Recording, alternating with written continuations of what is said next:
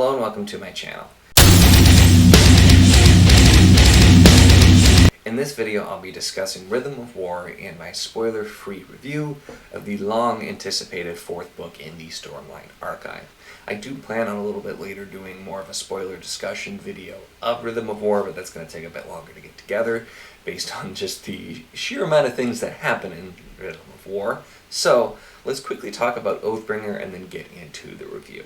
And the reason I want to set up Oathbringer is because of the fact that, as I commented in my summary of it as well, and I think a lot of people agree, it was one of the weaker books in the Stormlight Archive, and it did have just some slow parts, some pacing problems, where it was getting a lot of things ready, and the ending was fantastic with the Battle of Thaylen City, everything coming together. There was so much going on, but it just seemed to lose a bit of focus on some of the main characters and look a little bit more at side characters, which wasn't necessarily bad, but did give it a little bit of a slump in kind of this middle book of the first set of 5.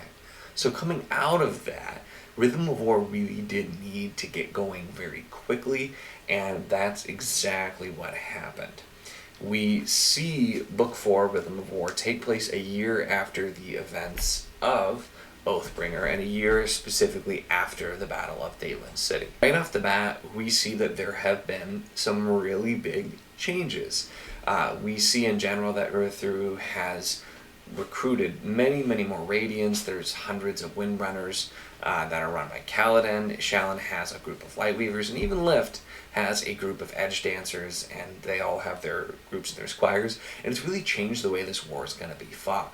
We'd already kind of started to see it, where the Radiants were very important in fighting the Fused based on them, but it was still kind of more of a conventional war, and we see less and less is it going to be that, and more is it going to be Radiant versus Fused, Human versus Singers, but there's still so much going on besides that in other ways also. A really big thing we see right off the bat is science, and how Fabrial science has really jumped forward, and that Navani has brought her giant airship to reality. We get to see it early on. It's massive kind of like barge that actually can fly and move through the air, and that too changes so many things. This isn't just the normal battle as we kind of started to see. This is a whole new world. And yet, even with the war waging on, all of these changes, the really big struggle for this book for most of the characters is very much still an internal struggle. That's something that was very much started and touched on in the previous books, but here it's really brought up to the big defining, life-changing moments for several characters, and that's a really big focus that we see. We see Kaladin. He is still struggling with his battle fatigue, feeling like he's broken and he's not strong enough to keep going on, and he has to make a lot of decisions about how he'll continue in the future. We see Shallan, who, though she had started to get better, and in the year that's passed she has put some things into place to try and help, but in other ways is closer to a total collapse than she has ever been before. We see Adeline, who, though not technically a main character in this book, is very important and involved in a lot of things, and side note, has started to become one of my favorite characters, and I did not think that was going to happen based on the early books, but the things he does in this book are fantastic. And with him, he is really trying to just find his place in the world. He's always been identified as being Prince Adeline, as the Blackthorn's son, and he's trying to really find his own way, be his own man, and in that same way recognize that he's a lot less important than a lot of these other people because he's not a Radiant, and looking to find his place.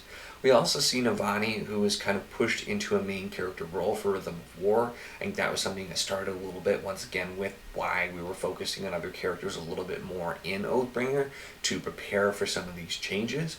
And with her, we see that even though we've seen her do all kinds of things, she was involved obviously in the airship I just talked about, and in the other books as well, she's very politically savvy, very smart, very good at what she does, but she's still dealing with all of her negative feelings and how she feels like she's never really been good enough, stemming from her relationship with Gavilar before his death, and how he treated her and made her feel in that way. And we really see her having to see if she can live up to her potential, even if she doesn't believe in herself. Now, another big shift is Venli, who is very much a main character in Rhythm of War. Now, the title of the book, along with the parts and many of the chapters, definitely we knew we were going to be getting a lot more Venli, and the flashbacks in this book are a combination of Venli and Eshni, and showing their perspective to events that we've seen a lot of it from the outside.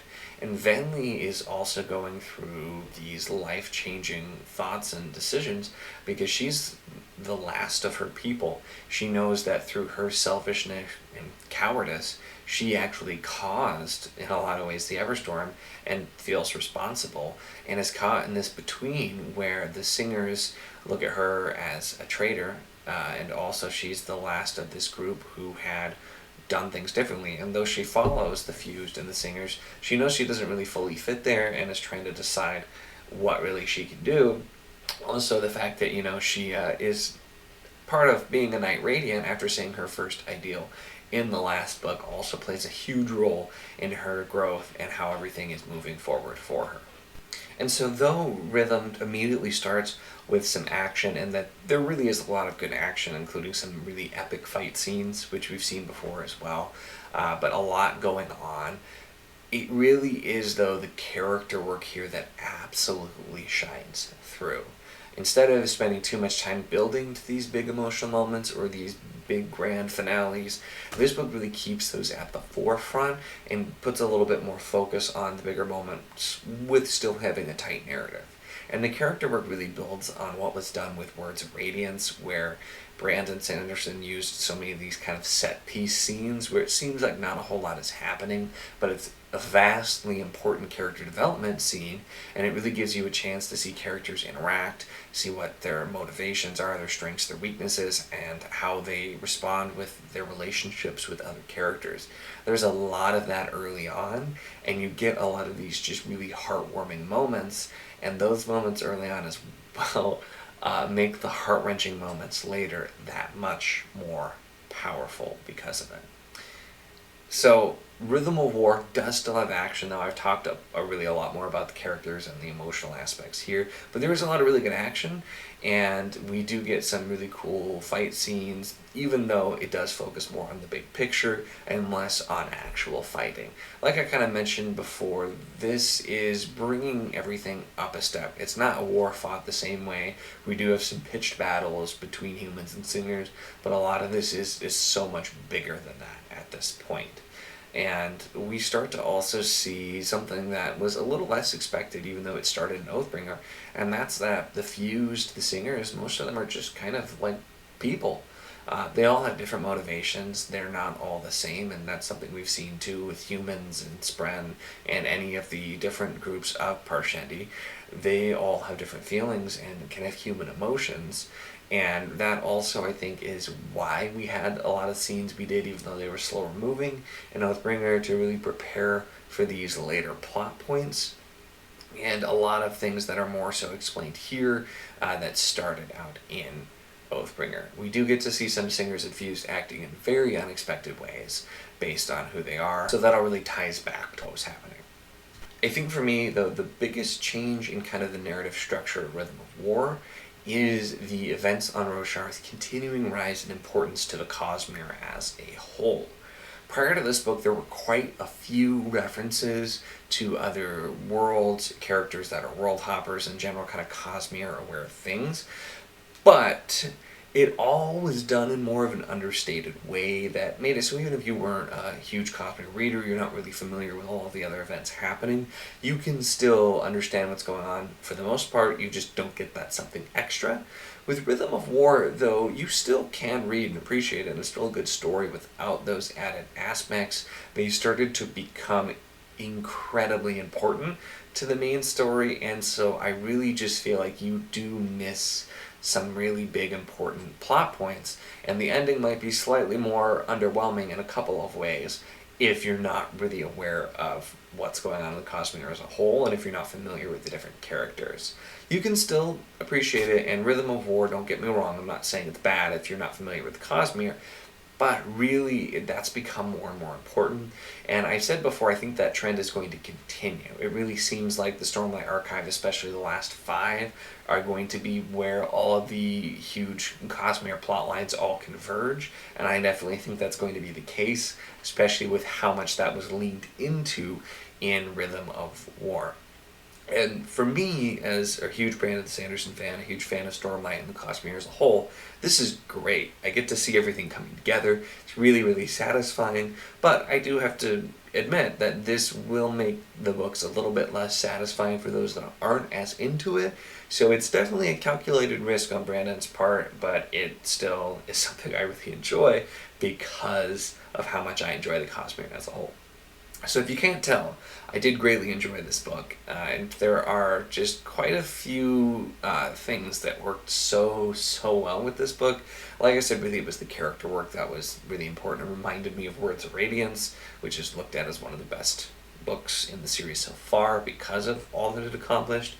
That being said, though, there were a few things I had issues with, and the biggest parts were just some plot lines that really felt like they were dragging their feet by the end, trying to really not get quite all the way to the end and just slow things down. And there were some specific plot lines that had pretty obvious endings, at least to me. Sanderson did add twists to a couple of them so that even though you knew it was going to happen, it happened a little bit differently or revealed some more information than you originally might have expected. But it still was just a little underwhelming at parts, and that was really the only part of this book where the pacing felt a little bit off for me. There was one character as well who just had a pretty anticlimactic ending for me, and with their plot line, it was all leading up to a big reveal, and part of that reveal was really, really obvious, but it seemed like the part that wasn't was gonna, be the big reveal, and we really only got the obvious part, and the other hidden secrets I'm sure will be explored in later books as well. But with this particular character, it's starting to feel like maybe he's not sure where she's going to end up, just because so much of her plot line, I let go that was her. I think you can probably tell who I'm talking about if you've read the series in general, but the plot line just seemed like it's kind of doing the same things over, and it was really good for the most part in the book, but the ending just kind of didn't do a whole lot. It was a little disappointing for that character. That said, the actual full ending had several events that I most certainly did not see coming, and gave me the kind of like the jaw drop moment when I was reading, and really, really, really big implications are had from it. There were just some of these really unexpected things, like I said, but then there were also some huge confirmations on really big plot points that have huge ramifications, and some of them for the rest of the Cosmere were kept once again a little bit understated in the end, because those mysteries are going to be revealed, of course, a lot more later. But this book really does give us a much deeper, bigger look behind the curtain of what's going on in Cosmere as a whole than we're really used to getting, which has me being very excited for book 5 and then the back half. So overall, while there were some flaws with this book, it was fantastically well written and another very strong entry into the Stormlight Archive. Looking back, I think some of the issues I had with Oathbringer really were necessary to set up everything that was going on in Rhythm of War, and based on what was set up by Rhythm of War, I am very excited to see what's going to be happening with Book 5 and where that is going to take us. Obviously, I'm a huge Sanderson fan, huge fan of Stormlight Archive and the Cosmere, and despite my very high expectations in waiting to get this book for so long, I had pre-ordered for what felt like forever. It didn't let me down at all. It was everything and more I could have hoped for, even with some of the issues, so I was extremely satisfied with this book. With that, that is my review of Rhythm of War. As I stated at the beginning, I do plan on doing kind of a spoiler discussion video a little bit later once I have a chance to get to it.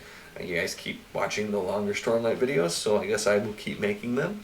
And I do want to do a separate video about the Cosmere implications, maybe, if I have time to get to that. Just there were so many huge events, huge things that were revealed that I think are really important. I think it'd be interesting to talk about. And also, the thing that I was kicking myself for the entire time, I haven't read Dawn Shard yet, which you don't have to read first to read Rhythm of War, but it's referenced several times, and it was just really annoying me that I don't know what happens. So once I get that read, I'll do probably kind of a summary video for that as well, for the others who have not read it yet, and also do a kind of a review discussion talking about it also. So, with that, if you enjoyed this video, then feel free to give it a like. If you do want to see my additional content, including the other Stormlight videos I did, or the rest of my reviews and videos, then definitely feel free to subscribe.